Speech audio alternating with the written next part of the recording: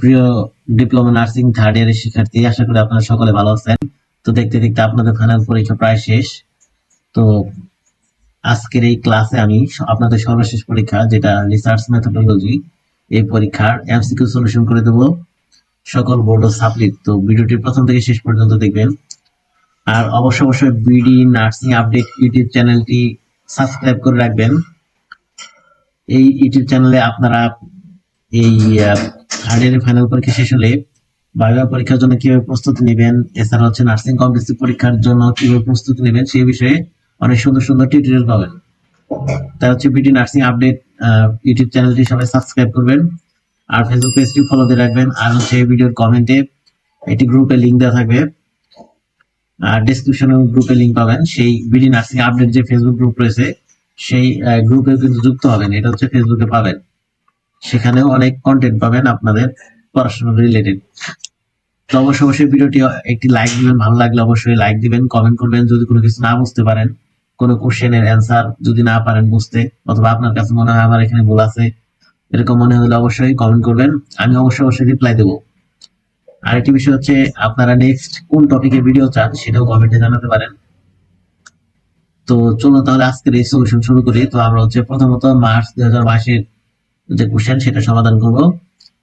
তো এই গ্রুপের সমাধান। তো প্রথম কোশ্চেন হচ্ছে রিসার্চ মিনস, এটা মানে কি? মানে হচ্ছে রিসার্চ মানে collection of data, analysis of data, এই দুটো সঠিক হবে। আর ইন্টারপ্রিটেশন অফ ডাটা, তারপর পারপাস অফ রিসার্চ। তো রিসার্চের উদ্দেশ্য কি? টু সলভ এ প্রবলেম হবে, টু জেনারেট নিউ নলেজ। আমরা রিসার্চের মাধ্যমে নতুন করে কিছু উদ্ভাবন করি। তারপর সেটা হবে টু আইডেন্টিফাই নিউ কেস। ঠিক আছে, এখানে ফলস দেওয়া আছে, এটা ট্রু হবে। Variables R the characteristics of, এটা হচ্ছে পার্সন হবে, এন অবজেক্টিভ, আর হচ্ছে ফ্যাক্ট, তিনটে সঠিক হবে। তো আশা করি আপনারা বুঝতে পারছেন। এরপর টাইপস অফ রিসার্চ, এখানে হচ্ছে বেসিক রিসার্চ হবে, অ্যাপ্লাইড রিসার্চ হবে। তারপর following are the steps of research, এটা হচ্ছে প্রবলেম আইডেন্টিফিকেশন হবে, ফর্মুলেশন অফ হাইপোথিসিস, আর হচ্ছে স্টেটমেন্ট অফ অবজেক্টিভস। তারপরে কোশ্চেনে চলে আসতেছি বি গ্রুপে, মানে হচ্ছে বেস্ট অ্যান্সারে। তো এখানে দেখেন হাইপোথিসিস ইজ, এটা হচ্ছে প্রেডিকশন। যেহেতু আমাদের এই রিসার্চ মাত্র 10 মার্কের এমসিকিউ পরীক্ষার জন্য, একটা গ্রুপে আপনার এমসিকিউ আর একটা গ্রুপে বেস্ট অ্যান্সার। তো হাইপোথিসিস হচ্ছে কি প্রেডিকশন। ডিপেন্ডেন্ট ভেরিয়েবল ইজ, এখানে হচ্ছে সাবজেক্ট রিলেটেড টু আদার্স, এটা হবে সঠিক। ঠিক আছে, তো variable related to others.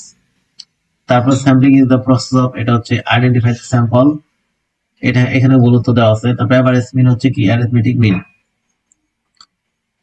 Which one is method of data collection, এটা হচ্ছে ইন্টারভিউর মাধ্যমে ডাটা কালেকশন করা হয়, মেথড অফ ডাটা কালেকশন। তো সবাই বিডি নার্সিং আপডেট ফেসবুক পেজে ফলো করবেন, সেখানে অনেক সুন্দর সুন্দর কন্টেন্ট পাবেন। মনে রাখবেন বিডি নার্সিং আপডেট, এই কথাটা মনে রাখলে আপনার ফেসবুকে সার্চ করবেন, গুগলে সার্চ করবেন, অথবা ইউটিউবে সার্চ করবেন, আমাদের ফেসবুক পেজ, ইউটিউব চ্যানেল সবকিছু ইনশাল্লাহ পেয়ে যাবেন। আচ্ছা, এখন আমরা যেটা সমাধান করবো অক্টোবর 2022-এর সাপ্লি।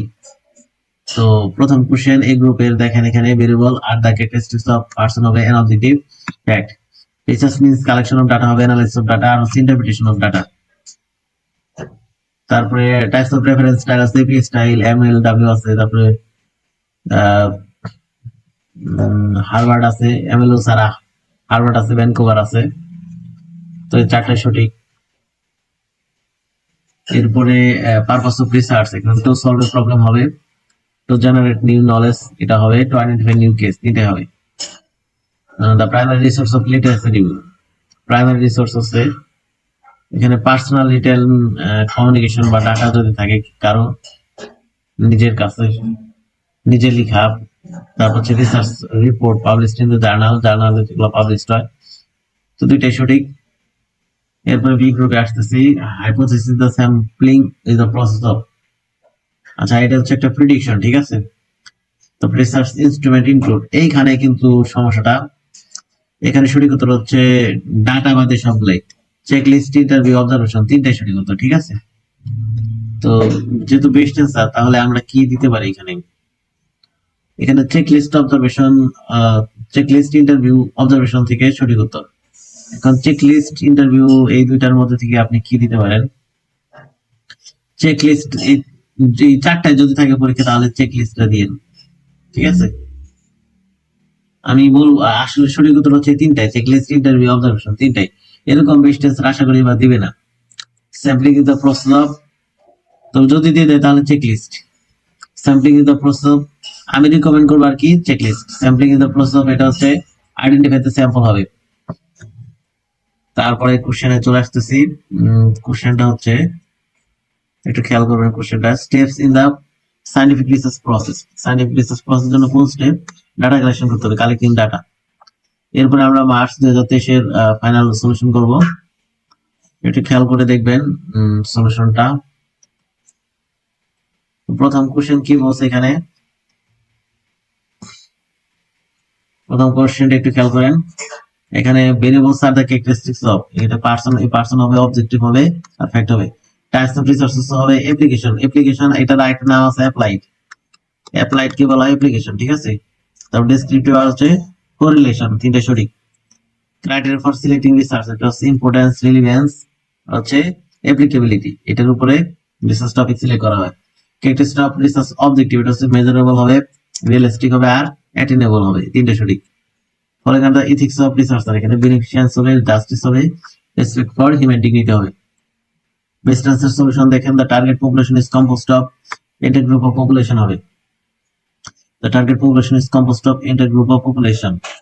রিসার্চ ইনস্ট্রুমেন্ট ইনক্লুড, এই কোশ্চেনটা আবার রিপিট হয়েছে, তো ইন্টারভিউ, চেকলিস্ট, অবজারভেশন। আমার কাছে যদি এই কোশ্চেন হবো থাকে তাহলে চেকলিস্ট আমি রাইট দেবো বেস্ট আনসার হিসাবে চেকলিস্ট, ঠিক আছে, কারণ আমি রিকমেন্ড করবো আর কি। তবে এখানে তিনটাই সঠিক, ইন্টারভিউ সঠিক, চেকলিস্টটা সঠিক, অবজারভেশন। দোয়া করে এরকম কোশ্চেন যেন না আসে আপনাদের। তারপরে কোশ্চেনে চলে আসতেছি আমরা।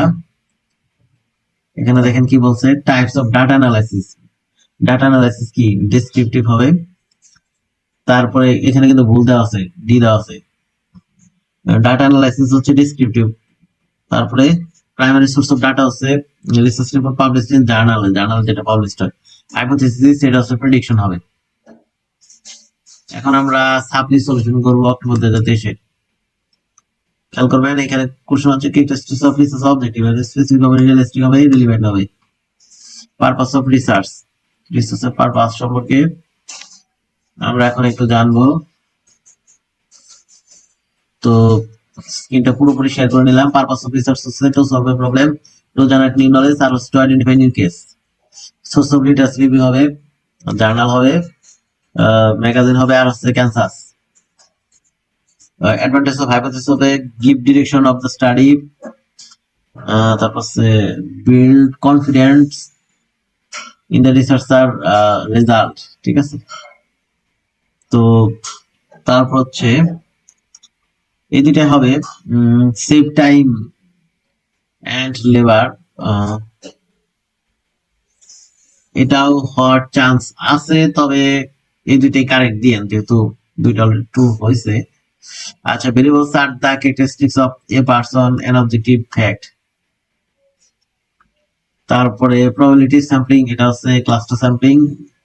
Dependent variable related to others, এটা হবে। তারপরে কোশ্চেনে চলে আসতেছি আমরা। এখানে স্যাম্পলিং এর কথা বলছে, sampling is the process of identify the sample. তারপরে এভারেজ মিন ইজ, এটা হচ্ছে অ্যারিথমেটিক মিন হবে। প্রাইমারি টাইপ অফ লিটারেচার হচ্ছে ডক্টরাল থিসিস। তো সবাই BD nursing YouTube channel, Facebook page দুইটাই ফলো করবেন। বিডি নার্সিং আপডেট যে ইউটিউব চ্যানেল আছে সাবস্ক্রাইব করবেন অবশ্যই সবাই, আর ফেসবুক গ্রুপে যুক্ত হবেন, সেখানে অনেক আপডেট পাবেন। ধন্যবাদ সবাইকে ভিডিওটি কষ্ট করে এতক্ষণ দেখার জন্য। তো দেখা হবে নতুন কোনো টপিকে, নতুন কোনো ভিডিওতে। সবাই সে পর্যন্ত ভালো থাকবেন, সুস্থ থাকবেন। আল্লাহ হাফেজ।